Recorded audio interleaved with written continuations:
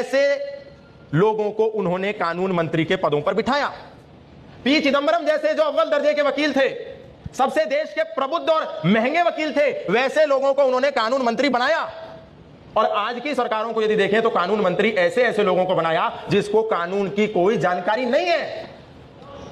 क्या अश्विनी उपाध्याय जी जैसा बुद्धिमान प्रो हिंदू जो हर दिन हिंदुओं के लिए लड़ता है, ऐसे महापुरुष को देश का कानून मंत्री होना चाहिए, या ऐसे लोगों को कानून मंत्री होना चाहिए जो कानून के बारे में कुछ जानते ही नहीं है, जिनको कानून का कुछ पता ही नहीं है, जिनको लॉ के बारे में कुछ जानकारी नहीं है? वो लोग जब कानून मंत्री थे, उन्होंने अपने एजेंडे को आगे बढ़ाया और उन पार्टियों ने अपने एजेंडे को पुष्ट करने के लिए उस विचारधारा वाले अच्छे कानून के जानकारों का पूरा सदुपयोग किया।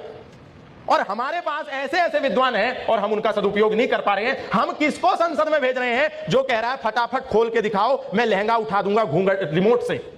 ऐसे लोगों को देश की संसद में बिठा दिया और अश्विनी जी जैसे लोग देश में घूम घूम करके केवल बाहर से ही अपनी बातों का प्रचार कर पा रहे हैं।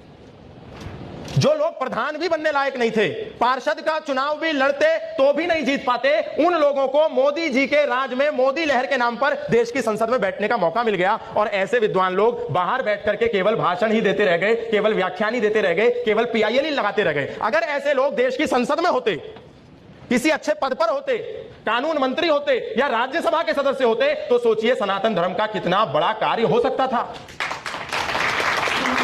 लेकिन नहीं हो पाया।